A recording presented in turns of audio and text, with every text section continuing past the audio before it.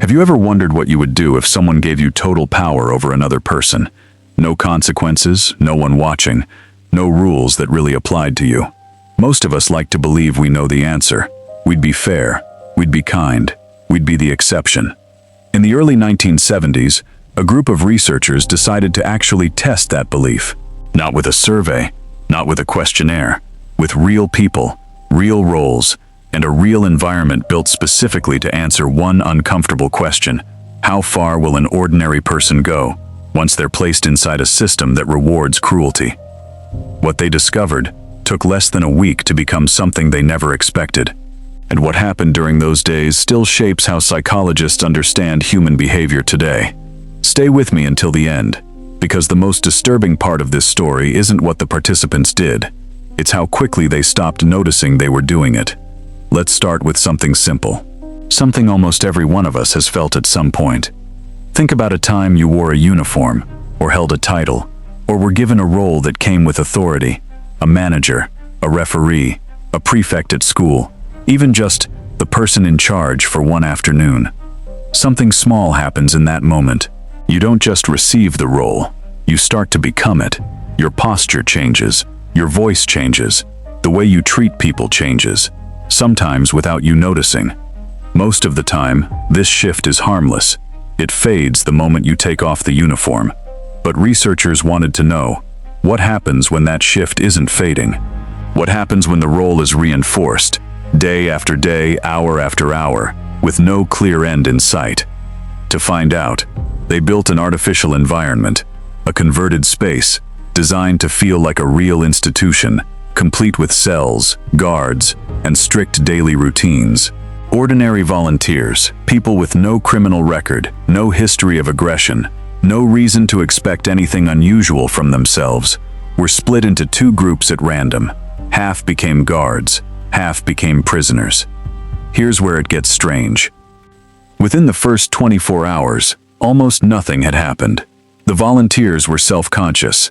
They knew they were being observed. Some even joked about the situation, aware that this was just an experiment. But by the second day, that awareness started to fade. The guards, who had been given no specific instructions on how to behave, only that they were responsible for maintaining order, began improvising their own rules. Small restrictions turned into larger ones. Privileges were revoked over minor things. Some guards began speaking to prisoners in ways they would never have spoken to a stranger on the street the day before. And the prisoners, who had walked in as confident, ordinary volunteers, began showing real signs of distress. Not performed distress, real stress responses, the kind researchers hadn't expected to see this early, if at all. By day 3, something had shifted that went beyond the experiment itself.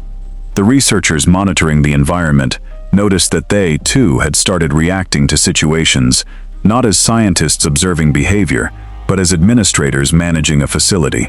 The line between studying the system and being absorbed by the system had quietly disappeared. This is the part of the story that tends to surprise people the most. We assume that the people in charge of an experiment like this, trained researchers, fully aware of what they're studying, would be the ones least affected by it. But the environment didn't just change the volunteers. It began changing the people running it too.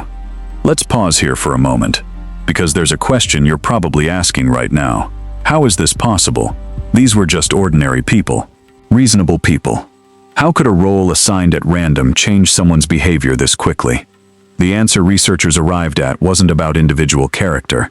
It wasn't that some of the volunteers were secretly cruel, or that others were secretly weak. The answer was about the power of systems. When a person is placed inside an environment that quietly rewards one type of behavior and punishes another, even without anyone saying it out loud, most people will adapt to that environment far faster than they'd like to admit. This idea unsettled psychologists for a simple reason. It suggested that cruelty isn't always a trait someone carries with them. Sometimes, it's a role waiting for the right conditions to switch on. By day 4 and 5, conditions inside the facility had escalated far beyond what anyone initially expected. Several of the volunteers playing prisoners were showing symptoms of real psychological distress, not simulated, not performed for the cameras, but genuine emotional breakdowns. Guards had, in several documented cases, begun using methods of control that no one had trained them to use, and that no one on the research team had approved. The researchers were now facing an uncomfortable truth. The experiment they had designed to study a system was being taken over by that same system, faster than any of them could have predicted. It took an outsider, someone unconnected to the daily operation, brought in to review what was happening, to see the situation with fresh eyes. Walking through the facility, this person didn't see a controlled academic study. They saw people in real distress and other people exercising real, unchecked authority over them. And they asked a single, simple question that cut through everything the researchers had convinced themselves of up to that point. What are you doing to these people? That question changed everything. Within hours, the decision was made to shut the study down. It had been designed to run for 2 full weeks. It lasted 6 days.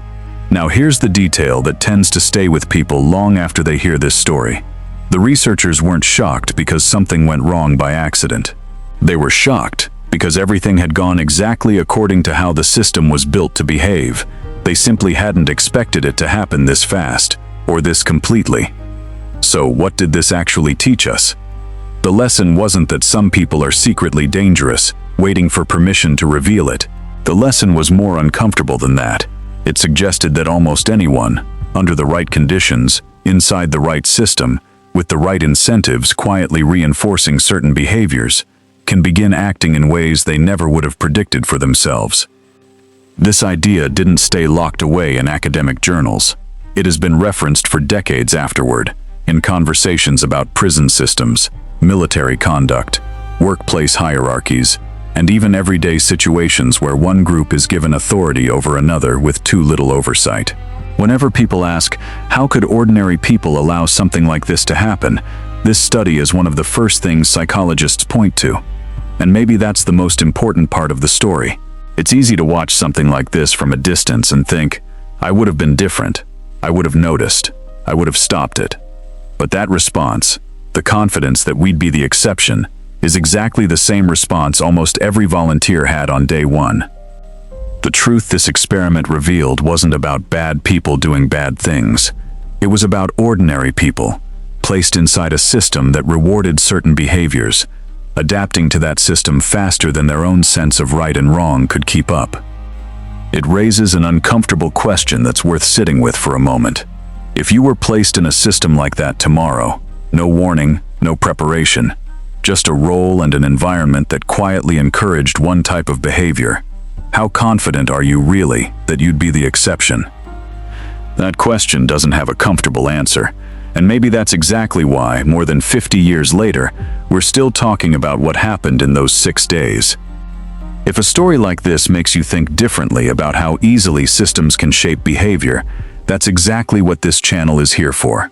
Every week, we dig into the story's history left in the shadows, the ones that reveal something uncomfortable, surprising, or overlooked about who we really are. If this was the first time you've heard the full story, let me know in the comments. And if it wasn't, tell me what part still surprises you, even now. Subscribe to the Untold archive. The truth is always waiting in the file.